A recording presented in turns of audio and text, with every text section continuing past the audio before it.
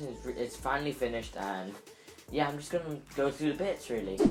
No. And when you open the box, you'll see a cardboard box that has all the power bricks / charger, necessities in there. There's nothing much really. Is open it as well.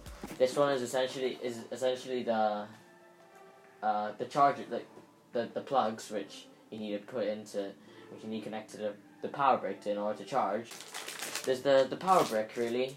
It's pretty nice. It's pretty good.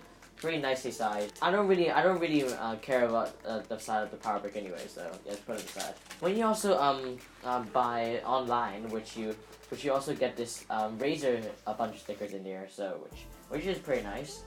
It is everything really. All the stickers that they look pretty nice. You can add them to your laptop, you can add to anything. So this isn't pretty nice touch to it.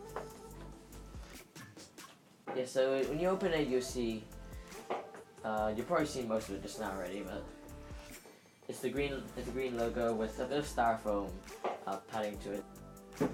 So this laptop runs in a GeForce GTX 1060 Max with a VR ready graphics with 6GB of VRAMs, 8th generation Intel Core i7 processor, which should be in most gaming laptops nowadays.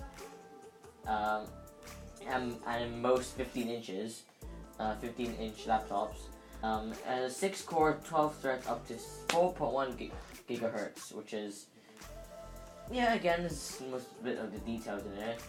It's just a general normal looking laptop, and just a bit of green, bit of Razer looking, but it's a pretty nice touch. That is it from the unboxing video today. Well, make sure to click the subscribe button, like the video, click the notification bell if you want to see. If you want to get notified, so you can be the first ones to be notified once I upload any video. Make sure to share the video as well. Yeah, hope you guys enjoyed this video, and peace.